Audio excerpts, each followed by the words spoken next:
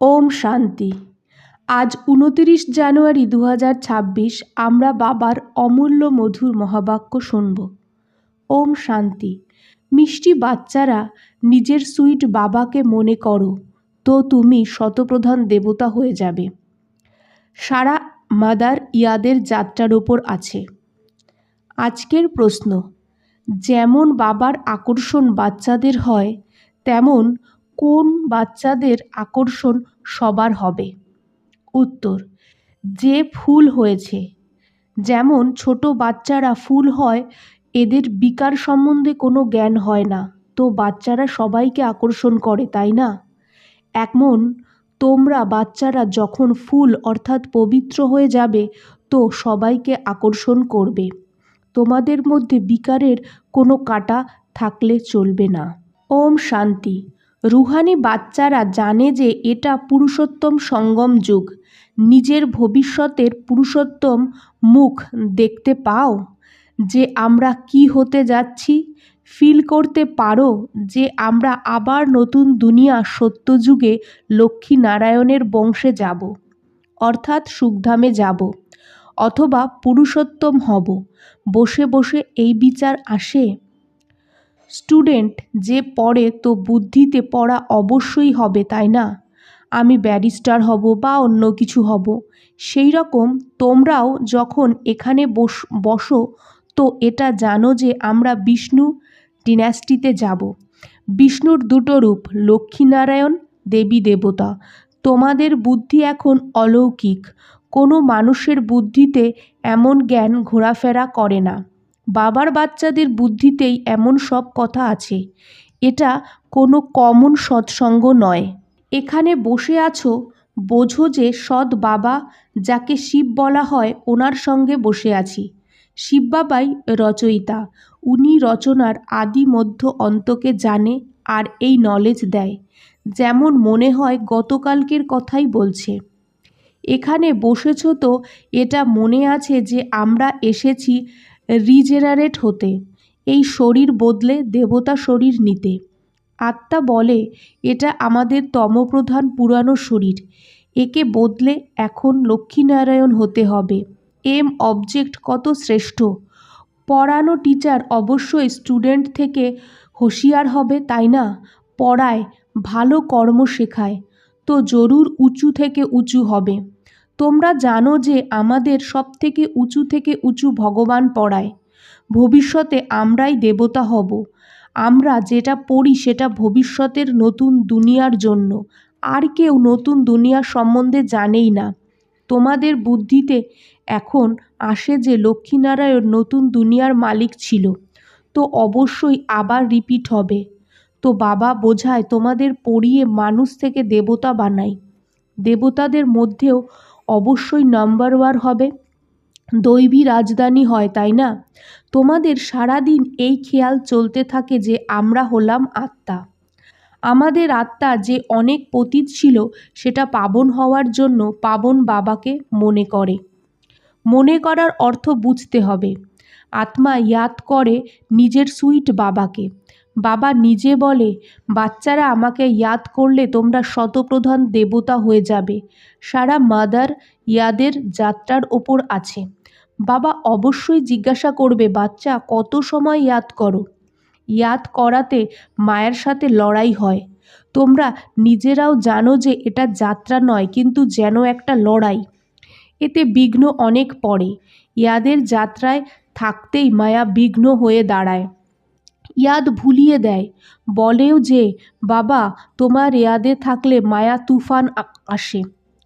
Number 1 তুফান হলো দেহ অভিমান, তারপর কাম, ক্রোধ, লোভ, মোহের। আজ কামের তুফান, কাল ক্রোধের তুফান, তারপর লোভের তুফান। আজ আমার অবস্থা ভালো ছিল, কোনো তুফান আসেনি। এমন হতে থাকে ইয়াদের যাত্রায়। ইয়াদের যাত্রায় সারাদিন থাকো, তো খুব খুশি হবে। বাবাকে অনেক মনে করেছি, ইয়াদে প্রেমের অশ্রু ঝরিয়েছি। বাবার ইয়াদে থাকলে তোমরা মিষ্টি হয়ে যাবে। তোমরা বাচ্চারা এটাও বোঝো যে আমরা মায়ার থেকে হার খেতে খেতে কোথায় এসে পৌঁছেছি। বাচ্চারা হিসাব বের করে, কল্পে কত মাস কত দিন হয়। বুদ্ধিতে আসে তো, তাই না? যদি কেউ বলে 1,00,000 বছর আয়ু, তাহলে কেউ কি হিসাব করতে পারবে? বাবা বোঝায় এই সৃষ্টিচক্র ফিরতেই থাকে। এই সারা চক্রে আমরা কতবার জন্ম নেই, কেমন করে ডিনাস্টিতে যাই, এটা তো জানো, তাই না? এটা একদম নতুন কথা, নতুন নলেজ, নতুন দুনিয়া, স্বর্গকে বলা হয়। তোমরা বলবে আমরা এখন মানুষ দেবতা হচ্ছি। দেবতা পদ হলো উঁচু। তোমরা বাচ্চারা জানো আমরা সব থেকে ন্যারে নলেজ নিচ্ছি। আমাদের পড়ায় যে সেও একদম ন্যাড়া, বিচিত্র, ওনার সাকার চিত্র নেই, অশরীরী, নিরাকার। তো ড্রামায় দেখো কত ভালো পার্ট রাখা হয়েছে। বাবা পড়ায় কি করে? তো নিজেই বলে আমি ওর শরীরে আসি। মানুষরা বলে যে এই একটা শরীরেই আসবে, অন্য কোনো শরীরে আসবে না। কিন্তু এটা তো ড্রামা, এতে চেঞ্জ হতে পারে না। এটা তোমরাই শোনো, ধারণ করো আর শোনাও। কেমন করে শিব বাবা আমাদের পড়ায়, তারপর আমরা অন্যদের পড়াই। পরে আত্মাই শেখায়। আত্মা মোস্ট ভ্যালুয়েবল হয়, আত্মা অবিনাশী, অমর হয়, শরীর বিনাশ হয়। আমরা আত্মা পরমপিতা পরমাত্মার থেকে নলেজ নিচ্ছি। রচয়িতা আর রচনার আদি মধ্য অন্ত 84 জন্মের নলেজ নিচ্ছি। নলেজ কে নেয়? আত্মা। আত্মা অবিনাশী। মোহ রাখা উচিত অবিনাশী জিনিসের ওপর, নাকি বিনাশী জিনিসের ওপর? কত সময় এই বিনাশী জিনিসে মোহ রেখে এসেছো। এখন বোঝো আমরা আত্মা, শরীরের ভান ছাড়তে হবে। কোনো বাচ্চা লেখে আমার আত্মা এই কাজ করেছে, আমার আত্মা আজ ভাষণ করেছে, আমার আত্মা আজ অনেক বাবাকে ইয়াদ করেছে। ও হলো সুপ্রিম আত্মা, নলেজফুল, তোমাদের কত নলেজ দেয়। ও হলো সুপ্রিম আত্মা, নলেজফুল, তোমাদের কত নলেজ দেয়। মূলবাতান, সূক্ষ্মবাতান, এগুলো তোমরা জানো।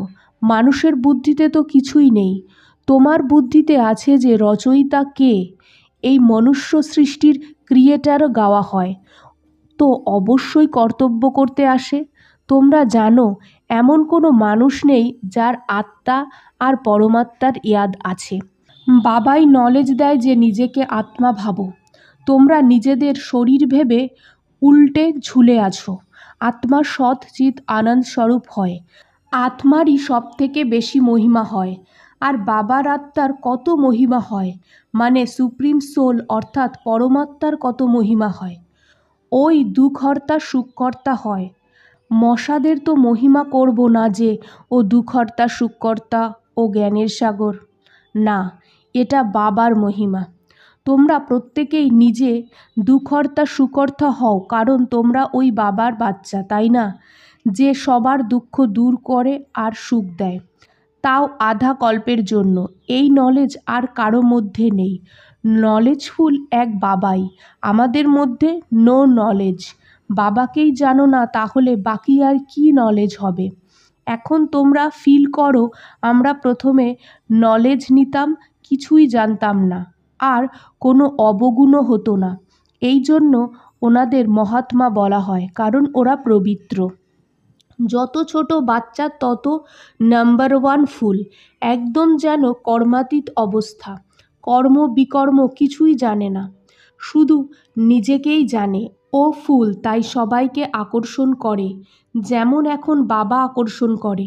বাবা এসেছেই আমাদের ফুল বানাতে। তোমাদের মধ্যে অনেক খারাপ কাটাও আছে, 5 বিকাররূপী কাটা, তাই না? এই সময় তোমাদের ফুল আর কাটার জ্ঞান আছে। কাটার জঙ্গল হয়, বাবুলের কাটা সব থেকে বড়, ওই কাটা থেকেও অনেক জিনিস হয়। বাবা বোঝায় যে এই সময় অনেক দুঃখ দেওয়া মানুষ কাটা আছে, এই জন্য একে দুঃখের দুনিয়া বলা হয়। বলেও যে বাবা হলো সুখদাতা, মায়া রাবণ দুঃখদাতা। সত্যযুগে মায়া হবে না, তো এরকম কিছুই হবে না। ড্রামায় এক পার্ট দুবার হতে পারে না। বুদ্ধিতে আছে যে সারা দুনিয়ার যে পার্ট বাজানো হয় ও সব হয় নতুন। তোমরা বিচার করো, সত্যযুগ থেকে এখানে সব বদলে যায়, অ্যাক্টিভিটি বদলে যায়। 5,000 বছরের সব অ্যাক্টিভিটির রেকর্ড হবে, আত্মায় ভরা আছে। এটা বদলাতে পারে না। প্রত্যেক আত্মার নিজের পার্ট ভরা থাকে। এই একটা কথাই কেউ বুঝতে পারে না। এখন আদি মধ্য অন্তকে তোমরা জানো। এটা তো স্কুল।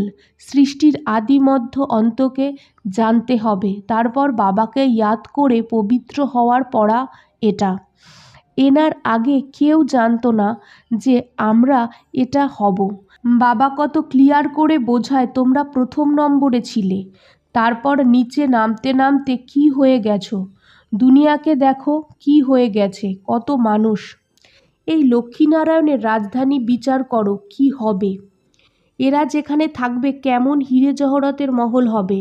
বুদ্ধিতে আসে এখন আমরা স্বর্গবাসী হচ্ছি। এখানে আমরা বাড়ি ঘর বানাবো। এমন নয় যে নিচের থেকে দ্বারকা বেরিয়ে আসবে, যেমন শাস্ত্রে দেখিয়েছে। শাস্ত্র নামটাই চলে এসেছে। শাস্ত্র পড়ার লোকেদের ভক্ত বলা হয়। ভক্তি আর জ্ঞান দুটো জিনিস। এখন বৈরাগ্য কার, ভক্তির না জ্ঞানের? অবশ্যই বলবে ভক্তির। এখন তোমরা জ্ঞান পাচ্ছ, যার থেকে তোমরা এত উঁচু পদ পাও। এখন বাবা তোমাদের সুখদায়ী বানাচ্ছে। সুখধামকে স্বর্গ বলা হয়। এই জ্ঞান তোমাদের আত্মা নেয়। আত্মায় কোনো ধর্ম নেই। ও তো আত্মা। আত্মা যখন শরীরে আসে তো শরীরের ধর্ম আলাদা হয়। আত্মার ধর্ম কি? এক তো আত্মা বিন্দুর মতো আর শান্ত স্বরূপ। শান্তিধাম মুক্তিধামে থাকে। আচ্ছা মিষ্টি বাচ্চাদের গুড মর্নিং। আজকের ধারণা 1, সুখধামে যাওয়ার জন্য সুখদায়ী হতে হবে। সবার দুঃখ দূর করে সুখ দিতে হবে। কখনো দুঃখদায়ী কাটা হবে না। 2, এই বিনাশী শরীরে আত্মাই মোস্ট ভ্যালুয়েবল হয়। ওই অমর অবিনাশী হয়। এই জন্য অবিনাশী জিনিসে ভালোবাসা রাখতে হবে। দেহের ভার মিটিয়ে দিতে হবে।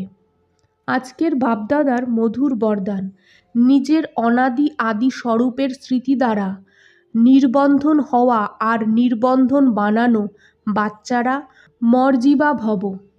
যেমন বাবা লোন নেয়, বন্ধনে আসে না, এমন মর্জিবা জন্ম নেওয়া বাচ্চারা শরীরের সংস্কারের স্বভাবের বন্ধন থেকে মুক্ত হও। যখন চাও যেমন চাও সেই রকম সংস্কার বানাও। যেমন বাবা নির্বন্ধন, এমন নির্বন্ধন হও। মূল বাতানের স্থিতিতে স্থিত হয়ে তারপর নিচে আসো। নিজের অনাদি আদি স্বরূপের স্থিতিতে থাকো। অবতরিত হওয়া আত্মা হয়ে কর্ম তো অন্যরা তোমাদের ফলো করবে। আজকের স্লোগান, ইয়াদের বৃত্তি দ্বারা বায়ুমণ্ডলকে পাওয়ারফুল বানাও, এটাই মনসা সেবা। ওম শান্তি।